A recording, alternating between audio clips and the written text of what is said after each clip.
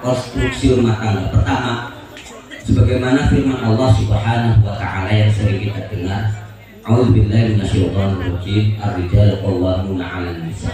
Pertama, harus diketahui bahwa ar-rijal yang namanya suami atau pria, dalam hal ini konteks rumah tangga yaitu suami, ar-rijal itu qawwamuna 'alan nisa, pemimpin sekaligus pengayom, pembimbing daripada si wanitanya atau istri. Itu pondasi yang awal. Pondasi yang kedua yaitu wa'ashiruhunna bil ma'ruf. Kita sering mendengar ayat ini, pergaulilah istrimu dengan baik. Ada dua landasan yang perlu diperhatikan. Sebagai pertama, ar-rijal qawwamuna 'alan nisa. Sebagai seorang suami, qawwamun itu lebih kuat. Wong lanang itu lebih kuat, punya adidaya, punya power, punya kekuatan dalam memimpin rumah tangganya, dalam nantinya membina keluarganya, istri dan anak-anaknya. Mudah-mudahan secepatnya mendapatkan keturunan. Allahumma amin. Amin. Anak epan pira berberkah. Meminta anak berapa? 11 jadi tim kesebelasan. Mudah-mudahan berapapun dikasihnya Allah, mudah-mudahan diberikan anak keturunan yang soleh dan solehah, taat kepada Allah, taat kepada Rasulnya, dan berbakti kepada kedua orang tuanya, menjadikan kebanggaan di tengah-tengah keluarganya. Amin, amin ya rabbal alamin. Suami adalah qawwamuna, lebih kuat. Keterangan ini atau firman Allah ini, ayat ini, jangan sekali-kali dipegang oleh seorang suami. Kita sering mendengar ar-rijal qawwamuna 'alan nisa. Suami itu lebih kuat dibandingkan perempuan, artinya lebih kuat dari segala hal. Tenaga dia lebih rosak, suaranya lebih rosak, pokoknya lebih kuat lah. Makanya suami dijadikan imam atau pemimpin.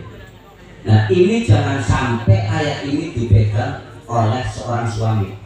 Jika suami memegang ayat ini, takutnya nanti salah dalam pengamalannya. Nanti mentang-mentang kita punya dasar seorang lelaki itu lebih kuat, nanti mentang-mentang timbul rasa sombongnya, ingin senantiasa mengatur istrinya, egois, keinginannya harus dituruti terus, kemauannya harus diikuti, perintahnya harus dipatuhi, selalu mengatur atau terlalu protektif terhadap pasangannya. Karena memandang saya adalah lelaki, pemimpin, lebih kuat daripada perempuan, yang nantinya akan menjadikan kesombongan bagi seorang suami. Merendahkan istrinya, atau mohon maaf, jangan sampai melakukan kekerasan terhadap istrinya. Insya Allah Mas Ahmad itu insya Allah buatan, insya Allah enggak lah ya, enggak. Alhamdulillah, mudah-mudahan. Makanya ini bukan ayat untuk suami, tapi ini untuk istri. Manakala istri melihat tingkah suami, perkataan suami, atau tindakan suami yang kurang berkenan di hati seorang istri, barokah. Jika suami Anda melakukan suatu tindakan atau mengatakan suatu yang kurang berkenan dengan hati, jangan terburu-buru untuk memprotes, mengkomplain, atau mengcounter-attack, menyerang balik. Itu jangan sampai. Ini ayat ini harus dipegang oleh istri. Istri harus tahu bahwa suami itu lebih kuat. Aja serengke, aja rewel, iya nyong angger rewel kalau bojone barokah. Bukan bojone sampean ngomong sing ora kepenak, bukan melakukan hal sing ora disenengi, sing ora kepenak nak atine barokah. Aja kiri-kiri komplain, aja kiri-kiri protes, tapi takon sing halus. Karena wong lanang itu qawwam, itu kuat daripada umat. Bukan umat rewel, lanangnya emosi, wong jengkel, terjadi hal sing ora diinginkan. Naudzubillah min. Makanya ayat ini dicekel wong wadon. Oh iya, wong lanang luwih kuat, luwih apik, luwih bagus jadi pemimpinnya, tinggal patuh. Saya harus patuh, tunduk, melayani suami setulus hati. Ini ayat yang harus dipegang oleh seorang istri. Jangan sampai keliru memegang ayat, nanti bisa fatal. Yang kedua, wa'ashiruhunna bil ma'ruf. Pergaulilah istrimu dengan baik. Ini jangan sampai dipegang istri, justru suami. Suami itu punya kewajiban wa ashiruhunna bil ma'ruf, harus mempergauli istri dengan baik, berlaku kata yang baik, berucap yang baik, bertindak yang baik. Ya baik memang relatif, tapi sebenarnya kita sudah ada usaha untuk melakukan kebaikan. Nah ini harus benar-benar dipegang oleh seorang suami. Kita punya kewajiban ashiruhunna bil ma'ruf, mempergauli istri dengan baik. Sebab apa? Kenapa ayat ini harus dipegang seorang suami?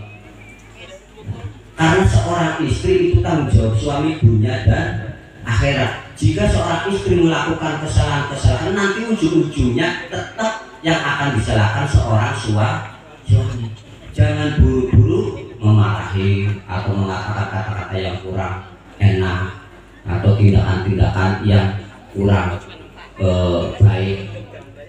Sesalah-salahnya seorang istri itu kewajiban suami untuk memberi nasihat, membimbing, karena nantinya ujung-ujungnya tetap yang disalahkan adalah seorang suami, karena suami itu menanggung daripada istrinya dunia dan semua kesalahannya urusannya suami, tanggung jawabnya suami, lahir batin tanggung jawab seorang suami. Jangan sampai ayat ini wa ashiruhunna bil ma'ruf dipegang oleh seorang istri.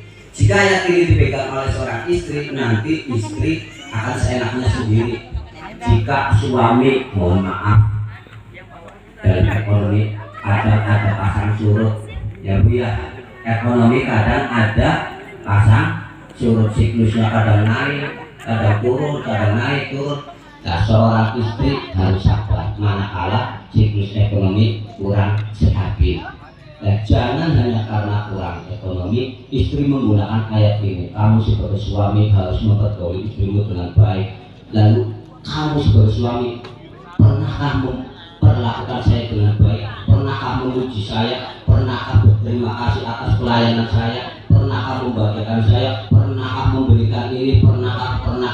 Itu nantinya akan menjadi banyak tuntutan bagi seorang istri. Makanya ayat ini bahaya jika dipegang oleh seorang istri. Ayat ini harus dipegang oleh seorang suami. Kamu punya kewajiban lahir dan batin untuk mempergauli istri dengan baik. Nah, ini dua landasan atau fondasi daripada konstruksi bangunan dalam rumah tangga. Seorang suami, kita sama-sama tahu, mempunyai tugas, hak dan kewajiban untuk menjalankan kewajibannya sebagai seorang suami, menafkahi, melindungi, mengayomi, membimbing, mendidik, menyayangi seorang istri. Begitu juga seorang istri sama mempunyai hak dan kewajiban untuk senantiasa patuh, taat, melayani suami dengan ridho, dengan setulus hati. Insya Allah apa-apa yang dikerjakan semuanya mendapatkan limpahan berkah daripada Allah Subhanahu wa Ta'ala. Amin amin ya rabbal alamin.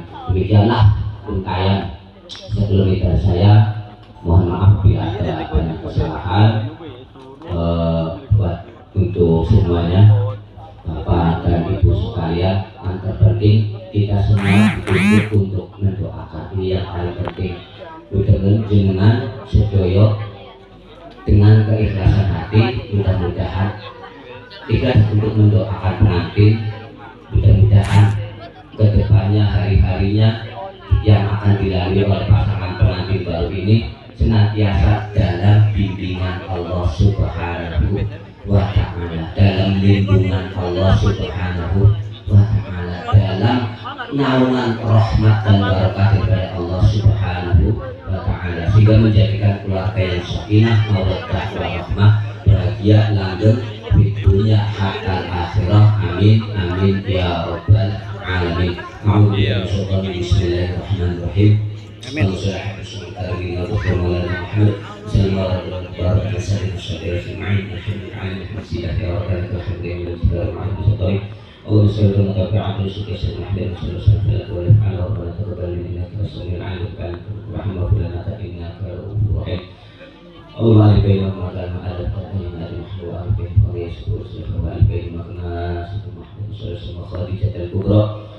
Rabbana hab lana min azwajina wa dhurriyyatina qurrata a'yun waj'alna lil muttaqina imama. Rabbana tuzigh qulubana ba'da idh hadaytana